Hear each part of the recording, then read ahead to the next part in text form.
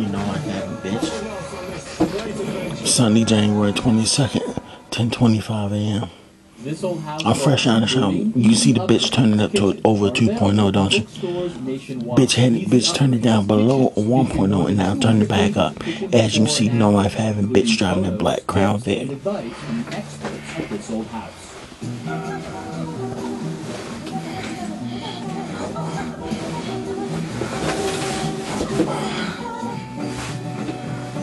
American Woodshop. Scott Phillips carves out a niche for woodworking projects. Next on Create.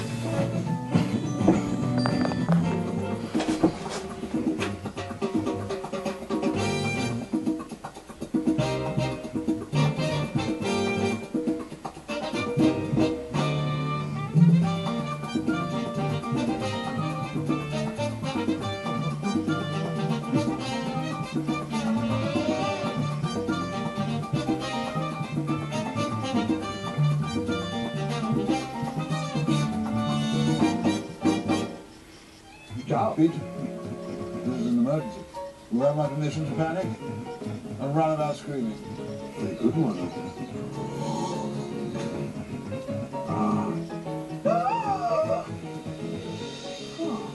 What else do I have to offer you? Alcohol. You loves it. Can't get enough of it. Oh, yes. Keep doing that. Very good. Tonight at 10 on MPT2. Thanks to viewers like you, we've been able to tell America's stories on this PBS station. Help us continue to tell these stories now and for future generations by including this station in your charitable plans. Supporting this PBS station through a gift of securities is easy. To find out more, call the number on your screen or visit this website. Thank you. Please support MPT. On Masterpiece. There has been an uprising by a group calling themselves Chartists. You must talk to Victoria about Albert. I have seen the way my niece looks at you. I don't want a stupid boy like Albert or anyone else. I believe when you give your heart, it will be without hesitation. I don't know what you want, but you ain't getting nothing from me. We cannot marry where we please, you and I. I think I will never be happy. Victoria on Masterpiece. Monday night at 9 on MPT2.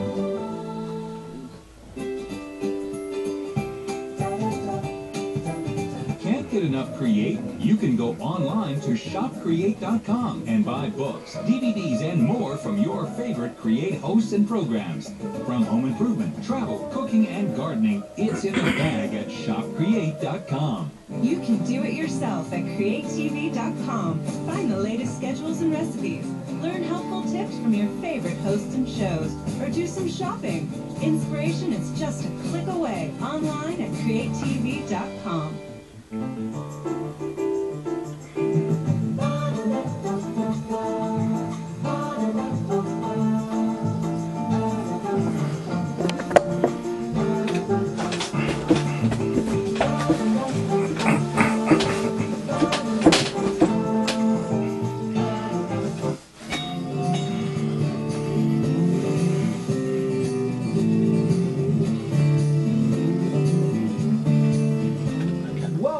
Season 21 of the American Woodshop.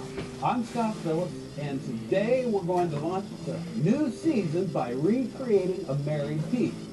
This top, shaker-inspired, and I believe from the Union Shaker community in Ohio, is going to be joined to a maple base. The top is maple, just with beeswax, and we're going to recreate this secretary today on the American Woodshop. Stay with us. The American Woodshop with Scott Phillips is brought to you by Craig, from the first cut to the final assembly, providing woodworkers with products that help simplify woodworking challenges.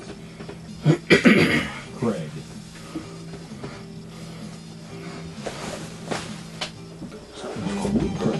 Since 1928, providing traditional and modern woodworking tools and supplies to generations of craftsmen. Woodcraft. Work. Gorilla Wood, for the toughest jobs on planet Earth. Easy Wood Tools, American-made tools for all skill levels. For dry hands that crack and split. O'Keefe's Working Hands. All right, now it's time to get busy here at the American Woodshop. Bless you. Now, if you look at this, a Shaker-inspired secretary. The top's original. We're going to build the base together. This is a mock-up. 4 drawers. 6-inch wide here, 3.5-inch there, dovetail. And I found an identical version of this in Hamburg's book called Shop Drawings of Shaker Volume 3. And in the very last page, there it is. So this is worth recreating. So I'm using this as a rough end to get me close. I know what it looked like because I didn't have the base. I just bought the top in the back of a dusty old warehouse. Now let's head to the table saw and build this together. Shop safety is the most important thing to all of you. So whatever you do, safety glasses, hearing protection, and when you're cutting plywood, a good Nylox 95 dust mask is really essential because of the resins in the glue of plywood. Well, you don't want to breathe that, even with a good dust collector. So we're using 3/4-inch birch plywood, AB grade, A meaning best face out, and we're going to cut those down by using the table saw with a special blade. It has 80 teeth on it. That gives us a super smooth cut without doing a 0 insert plate. So I'll make the cuts on the plywood first. So here's how it goes.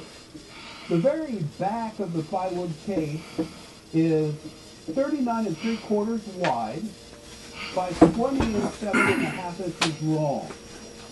Then there are 2 identical 3/4-inch plywood sides that are 20 inches wide by 27.5 inches long. And then we just need 5 identical 3/4-inch shelves that are 19 1/4 wide and 39 3/4 long. I also need 4 identical 1/4-inch plywood drawer bottoms, and those are 18 1/8 wide by 39 inches long. So that's all the plywood we need to build the case that's going to hold the beautiful drawers that will be supported by a base. Now if you look, you can see I've changed the blade. This is a 50-tooth combination blade to do the rip work, which cuts the boards with parallel glue edges. With a good blade, you'll get a straight surface that you can use to glue panels together. Now, once I have all these rips to the various looks that I need, I can also cross-cut rough work pieces to working length, use bar clamps, and a really good wood glue, and clamp those up to the widths I need for the tilt-down tabletop and also for the tabletop itself that the top of the case will set on. Now, to rip all this down, you can see that some of these boards have rough edges. Well, the easiest way to crew those up, scribe a straight line, take them to a bandsaw, and follow that straight line. Get rid of the wane, as this is called, on the edges, and then you can easily rip this down to the width that you need. Also, a remote switch for the dust collector makes it really handy. Now, rip all the stuff down and cross-cut it to length.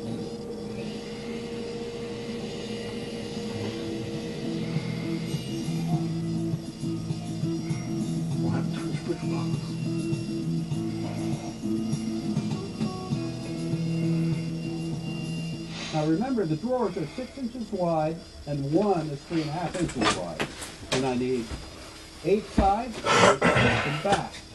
The sides are 9/16 in thickness. Everything else, it's just a hair over 7/8. So this is how it's done.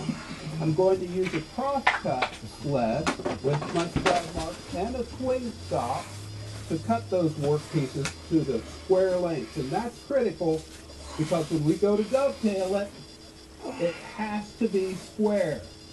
So just make those cross cuts.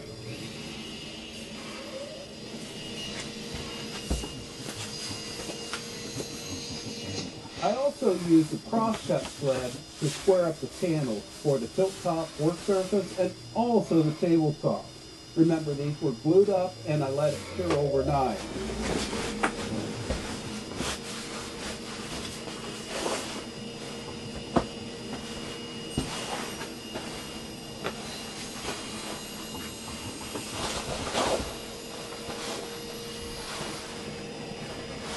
A big part of shape of furniture would be dovetails, because they're a very durable joint, very beautiful joint. This dovetail jig is the best one I've ever used, and what it does is cuts the tails and the pin cavities at the same time. I'll release this cam. You can see how that works right there. They're beautifully spaced dovetails. And if you see, right in the middle of one of these dovetails, there's a groove. Well, I cut that precisely to fit the 1/4-inch plywood panels for the very bottom. And you space it right in the center of that tooth, just like that, after you cut the dovetail. Look back here. I'll release this board, okay, and slide it out. These are the pin sockets right here. So what I do is I swing this 6-inch board around. I have an outfeed support on it to help keep it parallel to the jaws of the vise. And I will reposition both boards so that they're staggered when this one comes up. And make sure that the cut face is into the jig so that the drawer parts all go together properly. Put it against the spacer, lock it in place, must be flush to the bottom edge of these fingers, and now I can slide this forward until the surfaces are smooth to each other. Lock that cam. I need to adjust that up just a hair because it wasn't flush. It's flush there and just a hair high right there. And that's very important as you adjust that joint. Now I'm ready to make those cuts. Okay, plug the router in, and trust me, put on hearing protection here when you're using a router to cut these dovetails. The key is hold this base flat to the finger. I'll start the cut without the stabilizer, then stop it so that you can see how that helps. So I gently ease the router bit into the wood on the face and do what is called a climb cut. That scores the end grain in a way that prevents tear out. Go down to the left end, and I guide that guide bushing into the finger slot, and it's an elliptical guide bushing. So what I do is I ease it up the left side and then back the right side and repeat this process. If I do come away from a finger, I simply hold the router base flat to the fingers as I finish those cuts. Okay, now I'm going to turn that off and let the bit come to a complete stop. There you go, before you lift it off.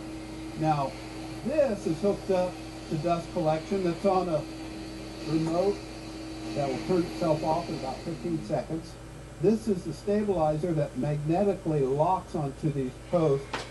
And then what I can do is bring this up and the base fits into this so that now I have dual dust collection. And watch how this works. And this stabilizes the base, gives you a better joint. We'll finish this.